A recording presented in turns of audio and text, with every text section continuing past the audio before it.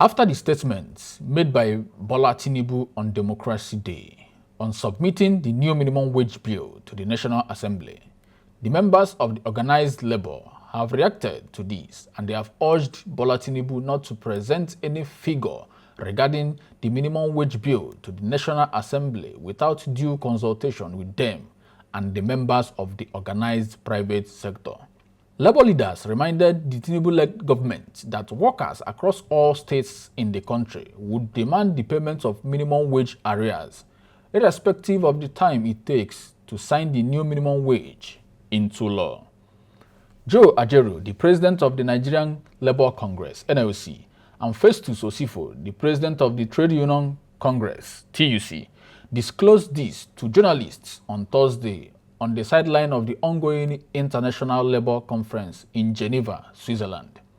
Recall that the last national minimum wage law, which expired on April 18, 2024, after completing its 5-year lifespan, came into effect on April 17, 2019, when the immediate past president, Muhammadu Buhari, signed it into law. Speaking at the joint briefing, Joe Ajaero emphasized the importance of demanding payment of minimum wage arrears, irrespective of when a new minimum wage law is passed by the National Assembly. He stated that Labour expects Tinubu to invite tripartite bodies to a meeting where the ability to pay will be discussed before arriving at a final figure. Joe Ajaero stated, "We do not expect the president to present a final figure to the National Assembly without consulting with organized labor, employers, and state governors. Everyone will still come together to discuss before transmission to the National Assembly." Also, the TUC president added that even after transmission to the National Assembly, Labour will continue to lobby and push for more to secure the best possible figure for Nigerian workers. When asked about the exact figure inserted in the report submitted to Tinubu, the leaders of the two labor centers denied knowledge of its full content, insisting that they do not append their signatures to any report. Moreover, we have not seen the content of what has been submitted to Tinubu. We will insist on seeing the content and append our signatures to every page. We will not append our signatures to any page we are not comfortable with, they stated. It is the day of the Global Coalition for Social Justice at the ongoing International Labour Conference in Geneva, Switzerland. Nigerian Workers Group are taking the opportunity to react to President Bola Tinubu's Democracy Day broadcast on the national minimum wage. The last figure remains 62,000 naira by the government and the organized private sector, while organized labor holds on to 250,000 naira. Our expectation as of now is that Mr. President would do further consultation, consultation with the organized labor, consultation with the state governors, consultation with the organized private sector, so that at the end we come up with what will satisfy all parties. If you say there will be no strike, there will be revolution in the workplace. For as long as you continue to pay peanuts to workers will have a way of resisting you. You pay peanuts to them, you make profit from their sweat, and you say there won't be strike. In fact, it will be what we have will be worse than strike. We have economic hazard, as the case may be. When you are not properly paid, I wonder what other hazards we are talking about. Organized labor is equally worried that governors have kept insisting they cannot pay a minimum wage higher than 60,000 naira, as it supports a less than 5-year wage review plan. Any wage now for 5 years cannot last, and that was clear to everybody. So the mention of 5 years, that yesterday, shows that maybe, I'm not sure it has been transmitted to him, or it was not captured the way we looked at it. We are employing, because we read the statement from the Nigerian Governors Forum, that they cannot even pay the sum of 60,000 naira as minimum wage. We see that as not some as something that for us, they can do much more. We believe that they can do much more if they get their priorities right. The yet-to-be-reversed electricity tariff hike remains a concern for organized labor. This is an area that even the employers, everybody is complaining about on the way the tariff was increased. So it's like it's a time bomb waiting to happen, because you can't even pay, even the current tariff with 60,000 naira. As we all know, the incident that occurred on Democracy Day, which Tinubu came out to defend and justify himself, saying the social media misunderstood the situation, that he dobale for democracy. A lot of people have reacted to this action, both on X platform and different news outlets. But let us listen to Adeola on her reaction on this same event. Happy Democracy Day, my Nigerian people. First of all, the president failed. The special guest of honor and reviewing officer for today's historic occasion. Can you imagine?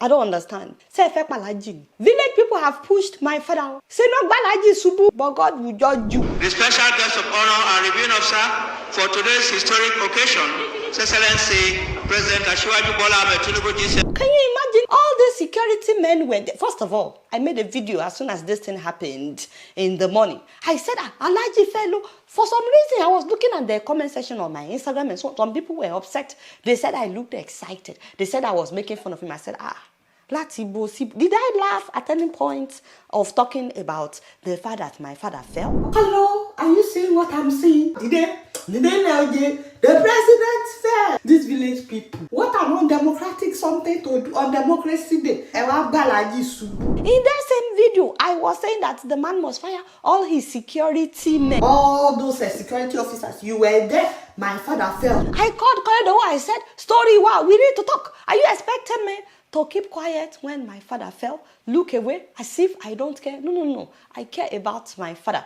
The story is that the security men, they are not doing their job. Don't they see how the first lady normally holds him when they are walking? Somebody was supposed to have been in that truck to lift up Alaji. Everybody falls. I fall every day, but there's a difference when a 30-something-year-old falls and when a 70-something-year-old falls. Falling can cause serious injuries for an elderly person. This is a national treasure. Why were they all standing there watching as my father was going down?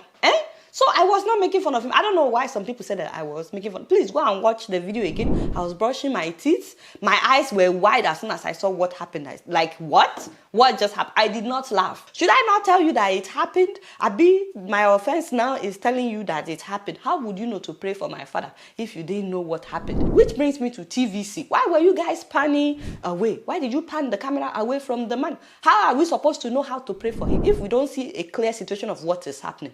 Can you say why did you move the camera away? So I knew. How about even in America, when the president falls, they don't pan the camera away. Thank you. In fact, sometimes they will even zoom in.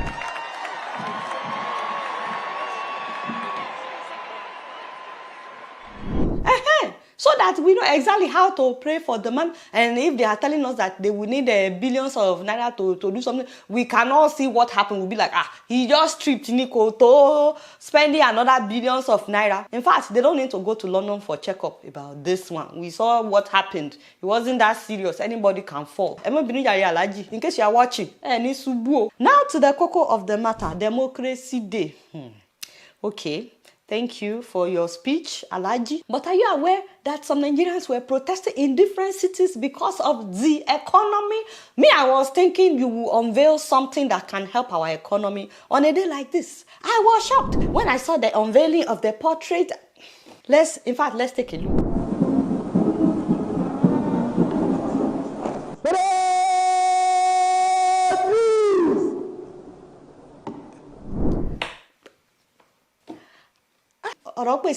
How does that help our... Oh, God. Why are we unveiling the picture of Alaji? God. Why are we unveiling the picture of the president on Democracy Day? How how does that help our matter? They are saying it's the biggest in the world. Shoo. First of all, I don't know how big your biggest is because there was one that sold for 62 million in Dubai. But they said it's the biggest in the world, whatever. But how does that help our matter right now? Senator Kanu, is that what we should be doing right now? Who are the people that painted this portrait? The National Council for Art and Culture, Best Theatre, the Artifact Gallery. Can you imagine? Is it that they don't feel what the rest of the country is feeling or what? I don't know. This one passed me. Mr. President, in case you are watching, please.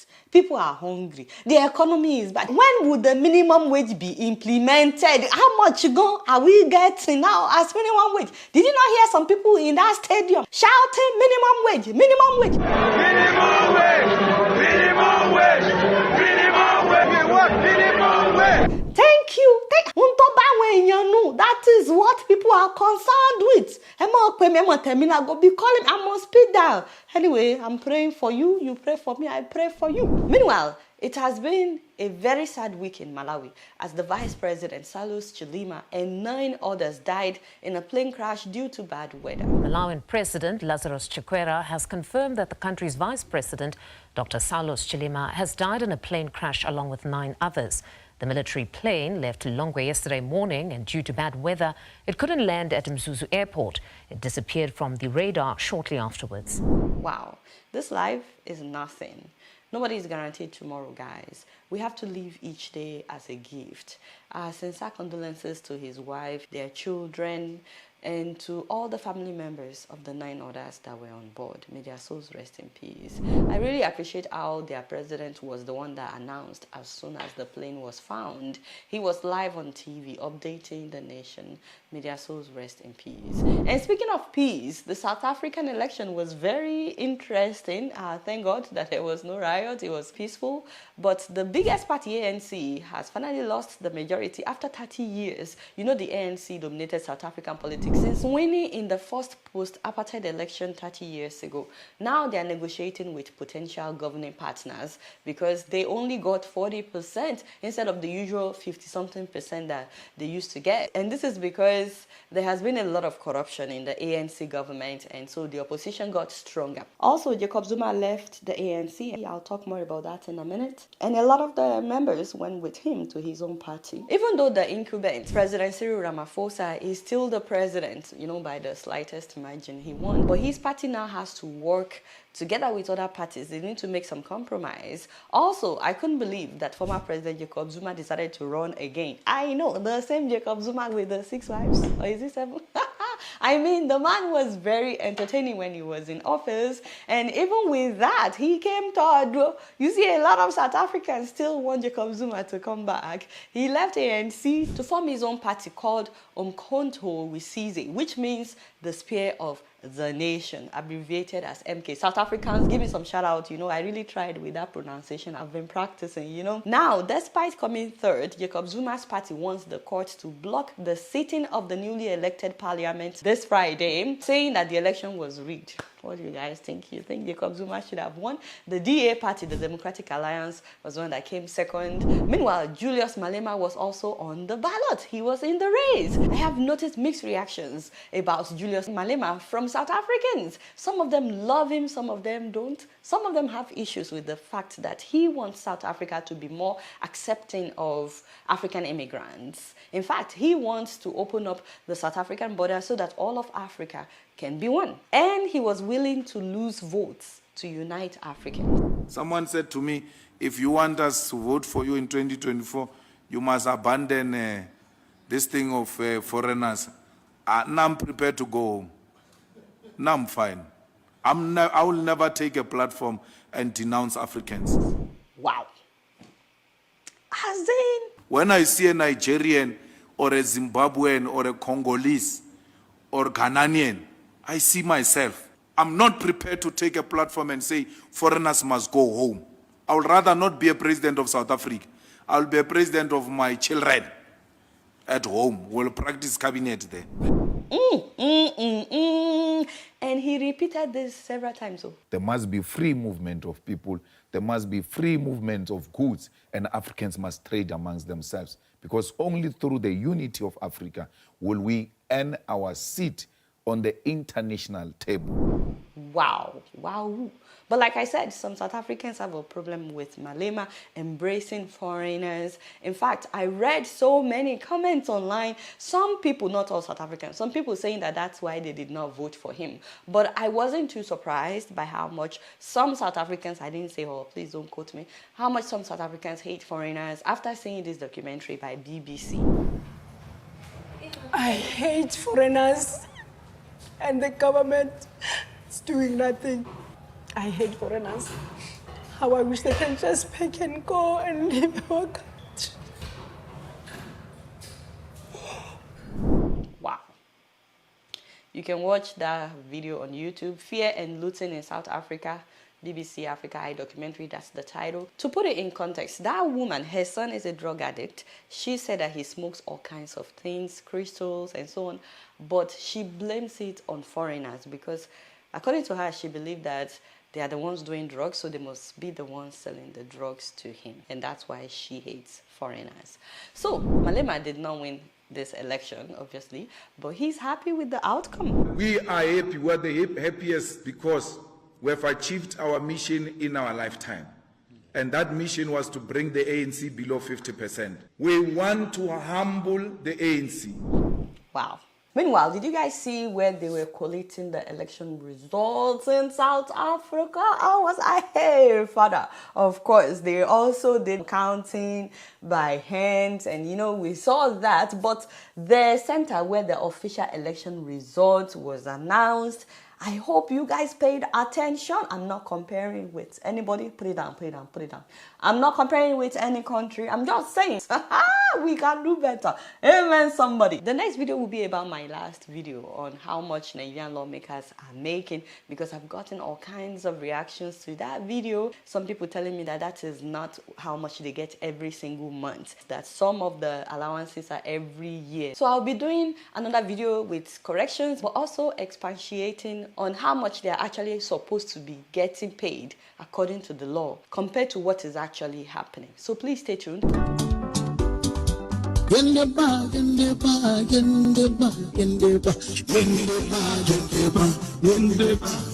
Wait, isn't that Minister Wike? Did he trip or he was making fun of my father? Can you imagine Minister Wike? I don't know. I don't know when the man will grow up. Can you imagine? Wait, you're still shooting.